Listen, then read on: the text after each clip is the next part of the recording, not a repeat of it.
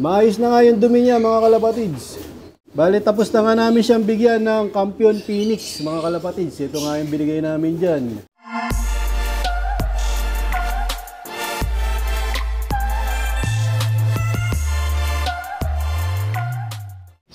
Welcome back mga kalapatids. Siyempre bago tayo tumapak ng loop, tatapak muna tayo dito sa Campion Multicide Disinfectant. Tapos siyempre yung ating mga ginagamit na mga supplements, produkto ng Campion, mga natural na produkto, Nutrigano, Pure Oregano, Eurolibo, Respower at Nutriwin. Tapos siyempre yung ating patoka, kalapatids, breeder mix.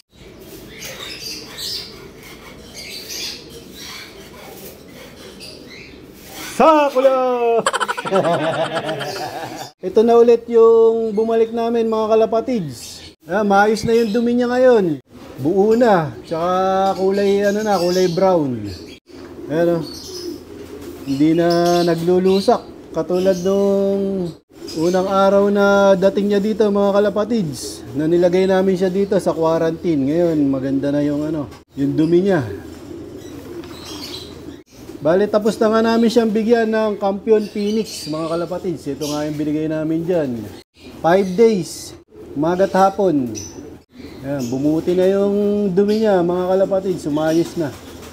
Ang susunod naman namin gagawin dyan, mga kalapatids, bibigyan namin siya ng Eurolibo. Itong Eurolibo, mga kalapatids, para sa atay ito. Kasi nga, naggamot siya ng 5 araw na antibiotics. Ngayon naman, palalakasin namin yung atay niya. 5 days, pwede 5 days to mga kalapatids. Natural tong Eurolibo. Pampalusog ng atay. Tapos syempre, pinakain namin dyan, walang iba kung hindi ang kalapatids. Breeder mix ni Boss Ronald Gonzales. Tapos binibigyan na namin siya ng grits. Pero hindi pa rin namin siya isasama doon sa mga flyer namin mga kalapatids. Siguro mga 2 weeks pa siya dito. Baga, sisiguraduhin namin na talagang maganda yung kondisyon niya. Tsaka maayos yung katawan niya bago namin siya isama. O pali pa rin ulit mga kalapatids. Pero tingin ko makakasabay ito. Tingnan, old bird na. Mga ilang araw lang siguro, mag-aantay ulit kami ng mga 3 o 4 na araw.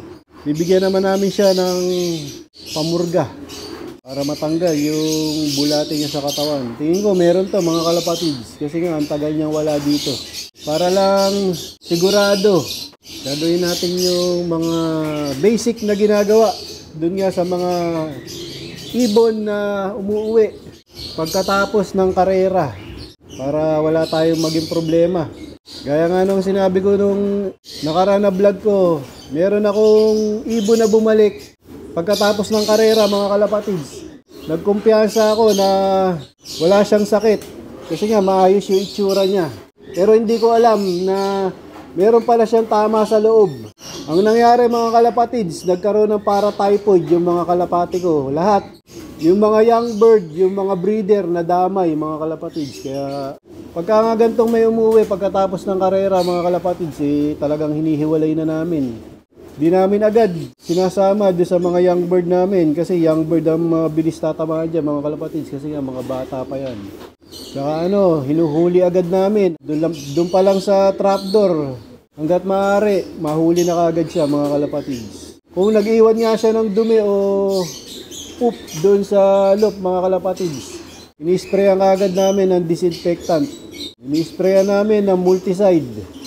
So yun nga mga kalapatids, papataka ni JJBK ang sakulam ng Eurolibo. So nga ka na naman mga JJBK ang sakulam. Phoenix yan. Kahit 2 patak. So tinatakpan nga namin yung pagpapatak mga kalapatids kasi nga bawal kay YouTube. Baka kami. Natag doon. Baka magkaroon ng violation kasi nga iniisip nila marahas yung paghawak ng mga hayop mga kalapatids. Doon sa mga nag-YouTube mga kalapatids, ingat tayo sa mga content na ginagawa natin, lalo na sa mga hayop. Kaya nga lagi kaming may disclaimer mga kalapatids. Yan. Kung nakikita nyo, tinatakpan namin yung pagpapatak mga kalapatids dahil nga yun dun. Pero talagang pinapatakan namin yan. Ayan, oh. Yan, Euro libo na yung binibigay namin ngayon, mga kalapatids. Ha? Ano pa rin ang mata? Oo, nanlilisik pa rin yung mata niya, mga kalapatids. Oh. Lilisik pa rin, no? Meron ulit kaming ililipat sa Young Bird Loop, mga kalapatids. Bago namin isama o ilipat sa Young Bird Loop, mga kalapatids, ini-sprayan namin ito. Ayan o, Victory sa nagtatanong. Ito yung ginagamit namin na pang-spray sa kuto ng kalapate. Victory, mga kalapatids. Hindi na nga kami nagpapaligo ng malatayon. Kasi nga, sira-sira yung kuko ni JJB kaya sa masama sa kalusugan. Ayan o. Tinago yung kuko. I-sprayan na lang namin. So, magkabilang pakpak, mga kalapatids. Yan nga yung ginagawa namin sa mga bagong ililipat na inakay. Tsaka di sa mga...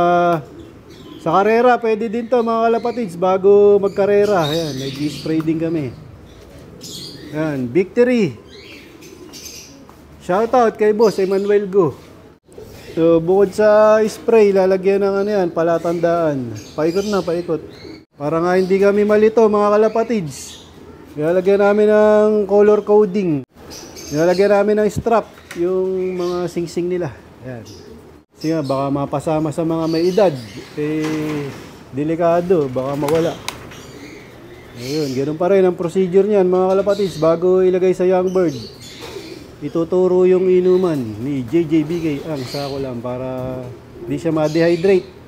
Madali niya makita yung inuman mga kalapatids. Dito naman sa aming mga stock hen, ayan na mga kalapatids. Ang dami na nila. Ayan. Meron swerte dito mga kalapatids na barako. Ayan o. Yung nag-iisang barako. Ayan, jackpot yan. Dami niyang hen. Kahit sino pagpilian niya dyan mga kalapatids. Ayan, pinagpala ngayon yan. Itong barako na to, red check mga kalapatids. Ayan o, dami niyang hen na ano. Nalilito siya kung sino pipiliin niya. Tapos ito yung first batch, second batch, tsaka third batch mga kalapatids. Bali, napapalabas na namin to lahat mga kalapatids. Napagsama-sama na namin, napapagala na namin sa labas. Yung iba nagre-ranging na dito mga kalapatids. Meron nga malakas na grupo dito mga kalapatids. Sila yung lumilipad ng matagal at malayo. Tapos yung iba lilipad pero bumabalik agad. Pero ang kagandahan nga mga kalapatids, sama-sama na namin silang napapakawalan sa labas sa landing board. Mga kalapatids, meron kaming bisita, si JB ng BJ Loop TV. Tama ba? Opo. Yan. Tapos yung meron siyang kasama, pansier din. Ano pangalan mo? Lawrence po. Ha? Lawrence. Lawrence. Yan. Baka may siya shoutout ka, Lawrence. Wala. Mahihain. Shoutout nga para sa asawa ko. Yan. Pakisupport po yung page ng asawa ko, yung Queen Bee TV, saka yung YouTube channel niya na Queen Bee TV. Ayan, mga bago na. Dahil nga nag-uumpisa na ang training sa North, mga kalapatids, syempre, nandyan na rin yung mga, wag naman sana, yung mga sakit-sakit. So, para maprotektahan ni JB yung ibon niya sa adeno, syempre, di natin masabi. Para may protection siya kung sakaling tamaan siya ng adeno. So, bibigyan natin siya ng Turbo Flux ng Kampiyon. Thank you po, Yan. Kampiyon. Thank you, Sir Reggie. Sa Kampiyon, salamat. Yan, ayos.